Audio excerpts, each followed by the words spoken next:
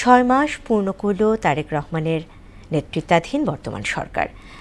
180 দিনে রাষ্ট্র পরিচালনার বিভিন্ন ক্ষেত্রে সংস্কার ও পুনর্গঠনের ধারাবাহিক কর্মসূচি বাস্তবায়ন শুরু হয়েছে।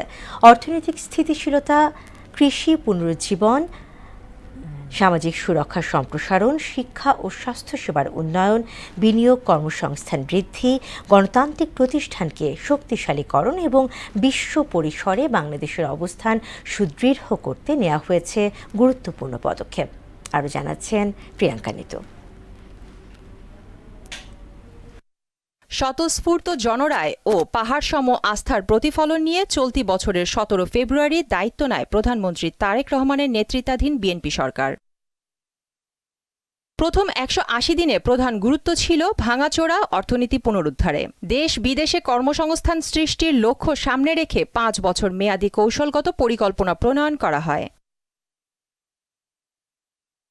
খাদ্য নিরাপত্তা নিশ্চিতে পরিকল্পনা সাজায় সরকার। সরকারি গুদামে দেশের ইতিহাসে সর্বোচ্চ প্রায় 24 লাখ টন খাদ্যশস্য মজুত রয়েছে, যা বাজারের স্থিতিশীলতা এবং জরুরি পরিস্থিতি মোকাবেলার সক্ষমতাকে শক্তিশালী করেছে।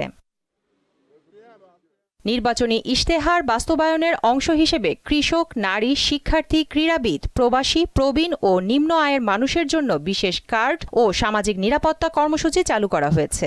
ক্ষুদ্র কৃষকদের কৃষি ঋণ মওকুফ, 15 টাকা কেজি দরে খাদ্য সহায়তা ও তরুণদের জন্য সহজ শর্তে ঋণ এবং স্টার্ট আপ তহবিল গঠন করা হয়।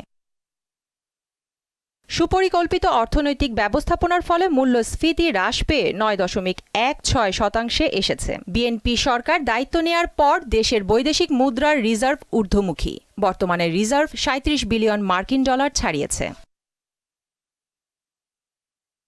বিএনপি সরকারের 6 মাসে নদী খালে জীবন ফিরছে। বিএনপির প্রতিষ্ঠাতা শহীদ রাষ্ট্রপতি জিয়াউর রহমানের ঐতিহাসিক খাল খনন কর্মসূচির আদর্শ সামনে রেখে সরকার নদী খাল পুনঃ খনন শুরু করেছে। দেশের 62 জেলায় 383টি খালের মোট 993 কিলোমিটার পুনঃ খনন কাজ সফলভাবে শেষ হয়েছে।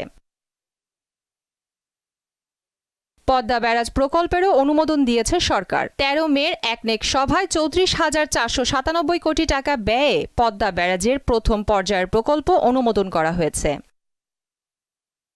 পরিবেশ সুরক্ষায় 5 বছরে 25টি বৃক্ষরোপণ কর্মসূচি এবং নবায়নযোগ্য জ্বালানির উৎপাদন বাড়াতে রুফটপ সৌর বিদ্যুৎ প্রকল্প শুরু হয়েছে। প্রথম 180 দিনে চারা রোপণ হয়েছে 2,22,68,000।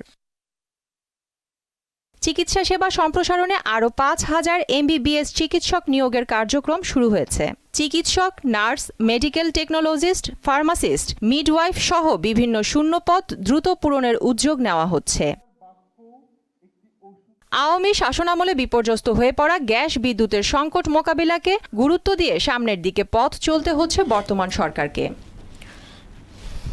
প্রিয়াঙ্কা নিতু, মোহনা সংবাদ।